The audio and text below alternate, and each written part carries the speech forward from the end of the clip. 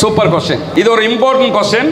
அதுக்கான பதிலை மட்டும் சுருக்கமாக கேட்டுக்கிறேன். இஸ்லாமியர்கள் ஏன் தீவிரவாதிகளாக பார்க்கப்படுகிறார்கள், தீவிரவாதிகளாக இஸ்லாமியர்கள் ஏன் சுட்டிக்காட்டப்படுகிறார்கள் என்பதுதான் கேள்வி. முதலாவது விவகாரம் என்னன்னா, இஸ்லாத்தை பொறுத்தவரையில இஸ்லாம் என்றாலே அமைதி என்று பொருள். இஸ்லாம்ங்கிறதுக்கு மீனிங் என்னன்னு கேட்டா அரபுல அமைதி என்று பொருள். அமைதியான ஒரு மார்க்கத்தில் ஏன் தீவிரவாதம் என்று கேட்டீங்கன்னா, இஸ்லாத்தில் யார் தீவிரவாதத்தில் ஈடுபடுகிறார்களோ அவர்கள் இஸ்லாமியர்களே இல்லை.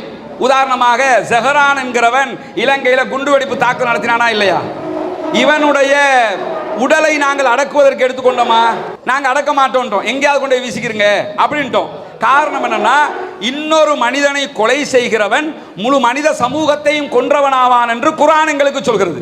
குர்ஆனுடைய வாசகம் என்னன்னா, யார் ஒரு மனிதனை கொல்கிறானோ அவன் முழு மனித சமூகத்தையும் கொன்றவனாவான். ஜஹரான் 300 பேரை கொண்டாலும் சரி, ஒத்தனை கொண்டாலும் சரி, அவன் யாரு? முழு மனித சமூகத்தையும் கொன்றவன். எனவே அவன் இஸ்லாமியனாக இருக்க முடியாது.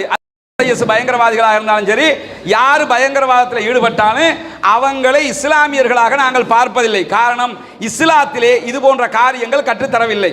அப்ப எப்படி இவங்க வர்றாங்கன்னா, சில விவகாரங்களை தவறாக புரிந்து கொள்கிறார்கள். ஜிஹாது என்கிற ஒன்று இருக்கிறது, இல்லைன்றெல்லாம் சொல்ல முடியாது. ஜிஹாதுண்டா என்ன? இஸ்லாமியர்கள் ஜிஹாது ஜிஹாதுன்னு பேசுறது நீங்க பார்த்திருப்பீங்க. இந்த ஜிஹாதுண்டா என்னன்னு கேட்டா, ஒரு அரசாங்கம் அரசாங்கத்திற்கு எதிராக இருக்கிற தரப்போடு செய்கிற யுத்தம். ஒரு அரசாங்கம் கவர்மெண்ட் பண்ணும்ல. இப்ப நீங்க ரஷ்ய அதிபர்கிட்ட கேட்டீங்கன்னா, ஏன் நீங்க உக்ரைனுக்கு தாக்குறீங்கன்னா என்ன சொல்வார்? எங்க நாட்டுக்கு அது த்ரெட்டனா இருக்குது, அதனால தாக்குறோம் பாரு. இதையே அரபில சொன்னா ரஷ்ய அதிபர் ஜிஹாது செய்கிறாருன்னு அர்த்தம், தன்னை நாட்டை சேஃப்கார்ட் பண்றாருன்னு அர்த்தம். இப்ப இலங்கையில அரசாங்கம் இங்க நடந்த யுத்தத்தில் சண்டை போட்டாங்களா இல்லையா? இதே இஸ்லாமிய அரசாங்கமா இருந்தா அரசு யுத்தம் பண்ணி இருக்குது, ஜிஹாது பண்ணி இருக்குதுன்னு அர்த்தம். அரபு நாடு அரசாங்கம் ஈராக்ல யுத்தம் நடந்தது. ஒரு அரசு தன்னை பாதுகாத்துக் கொள்வதற்காக செய்கிற சண்டைக்கு பேர் தான் ஜிஹாதே தவிர, தனித்தனி மனிதர்களாக துப்பாக்கி எடுத்துக்கிட்டு கத்தி எடுத்துக்கிட்டு சண்டை பிடிக்கிறதுக்கு பேரு ஜிஹாது கிடையாது. இதை இப்படி தவறுதலாக புரிகிற சில கூட்டத்தாரை வச்சுக்கிட்டு என்ன பண்றாங்கன்னா, தீவிரவாதத்தை தூண்டுகிறார்கள். ஒன்று, இதற்கு பக்கபலமாக ஊடகங்கள் பயன்படுத்தப்படுது. உதாரணமா நான் கேட்கிறேன், முஸ்லிம்கள் தீவிரவாதிகள் என்று சொல்லுகிற அதே ஊடகங்கள் அவருடைய பார்வை முஸ்லிம்கள் செய்கிற அதே காரியத்தை இன்னொரு சாரார் செய்தால் எப்படி சொல்லுவார்கள்? உதாரணமா பார்ப்போம். பாலஸ்தீனத்தில் யுத்தம் நடக்குது. பாலஸ்தீனத்தில் நடக்கக்கூடிய யுத்தத்தில் அங்க தங்களுடைய நாடு பாலஸ்தீனம்ங்கிறது பாலஸ்தீன மக்களுக்கான நாடு. ஆனா அந்த பாலஸ்தீனத்துக்குள்ள தனி ஒரு ராஜ்யத்தை உருவாக்கி இஸ்ரேல் உருவாக்கிட்டாங்க. இப்ப நாட்டை போய் பிடிச்சது யாரு?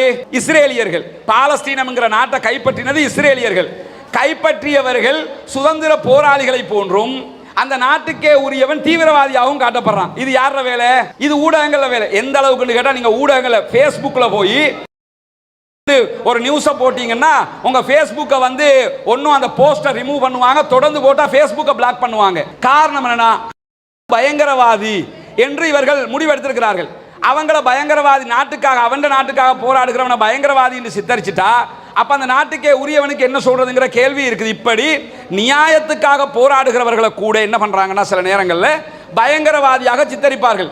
இதே ஒரு முஸ்லீம் அல்லாதவர் செஞ்சா போராளின்றுவாங்க. நெல்சன் மண்டேலா கடைசி வரைக்கும் போராளியாக பார்க்கப்பட்டாரா இல்லையா? நம்ம நாட்டில் யுத்தம் நடக்கும் போது பிள்ளை பிரபாகரன் அவர்களுடைய படையணியை தமிழ் ஊடகங்கள் எழுதும் போது எப்படி எழுதியது? இன்னைக்கும் தமிழ் போராளிகள் தான் எழுதுறாங்க, தமிழ் தீவிரவாதிகள் எங்கேயும் எழுதல.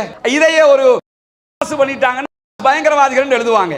இது யார் இதை உண்டாக்குறான்னு கேட்டா ஊடகங்கள். நம்ம உண்டாக்கல, நமக்குள்ள அந்த பிரிவினை இல்லை, ஊடகங்கள் உருவாக்குகிறது. எனவே இஸ்லாம் எந்த சந்தர்ப்பத்திலும் இன்னொரு மனிதனை கொல்வதற்கு அனுமதி தரவில்லை. குர்ஆன் அதை தடுக்கிறது. அப்படி செய்கிறவர் முழு சமூகத்தையும் கொன்றவர் ஆவார் என்கிற அடிப்படையில் பயங்கரவாதத்தை இஸ்லாம் புறக்கணிக்கிறது. பயங்கரவாதத்தில் ஈடுபடக்கூடிய யாரும் முஸ்லிம்கள் இல்லை என்று கற்றுத்தருகிறது.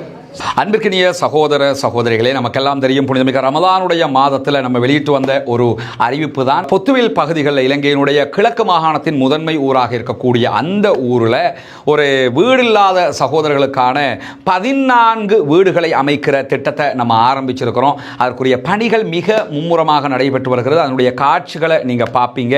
வீடுகள், ஒரு வீடு முழுமையாக கம்ப்ளீட் ஆகிற ஒரு நிலைக்கு வந்திருக்கு. 2வது வீடும் நெருக்கமாக முடிப்பதற்கு நெருக்கமாக வந்திருக்கிறோம். 3வது வீடு கட்ட செயல்படுத்தப்பட்டு கொண்டிருக்கிறது. 4வது வீட்டுக்கான ஆரம்ப பணிகளும் ஆரம்பிக்கப்பட்டு விட்டது. எனவே முதல் கட்டமாக 5 வீடுகளை முடிப்பதற்குரிய ஏற்பாடுகளில் மும்முரமாக நம்ம செயல்பட்டு வர்றோம். இதெல்லாமே உங்களுடைய ஜகாத்து மற்றும் சதகா நிதிகளை கொண்டுதான் செயல்படுத்தப்பட்டு வருகிறது என்பது உங்களுக்கு தெரியும். அந்த மக்களுக்காக நீங்கள் வழங்கக்கூடிய இந்த உதவிகள் நாளை மறுமையிலே கண்டிப்பாக இறைவனிடத்திலே மிக பெரும் பாக்கியங்களை நமக்கு பெற்றுத்தரக்கூடிய ஒன்றாக இருக்கிறது. அல்லாஹுக்காக நாம் செய்கிற அனைத்து செயல்பாடுகளுமே மறுமையை இலக்காக கொண்டதாக இருக்கிறது. சொர்க்கத்தை பெற்றுக்கொள்ளக்கூடிய இலக்கை தான் நாம் நிர்ணயித்து வைத்திருக்கிறோம். எனவேதான் இந்த பணியை நம்ம பண்ணி வர்றோம். அங்கே இருக்கக்கூடிய நம்முடைய சகோதரர்கள் அந்த பணிகளை மிக மும்முரமாக முன்னெடுத்து வருகிறார்கள். இதற்காக உங்களிடத்தில் தான் நாம் தொடர்ந்தும் உதவிகளை எதிர்பார்த்து வருகிறோம். எனவே இதற்காக உதவ விரும்புகிற சகோதர சகோதரிகள், தாய்மார்கள், பெரியவர்கள், முன்னால் தெரிகிற நம்முடைய வங்கி கணக்கிலக்கத்திற்கு உங்களால் முடிந்த உதவிகளை வாரி வழங்க முடியும். அது எவ்வளவு பெரிய தொகை அல்லது எவ்வளவு சிறிய தொகை என்பதல்ல, இறைவனிடத்திலே நன்மையை பெற்றுத்தரக்கூடிய ஒரு காரியத்திற்கு நம்மால் முடிந்த எல்லா உதவிகளையும் நாம் செய்ய முடியும். எனவே அங்கு நடக்கக்கூடிய இந்த பணிகள் வேகமாக நடைபெற்று அந்த மக்களும் நம்மை போன்ற மகிழ்ச்சியானவர்களாக மாறுவதற்கு உங்களால் முடிந்த உதவிகளை வாரி வழங்குமாறு அன்பாக கேட்டுக்கொள்கிறோம்.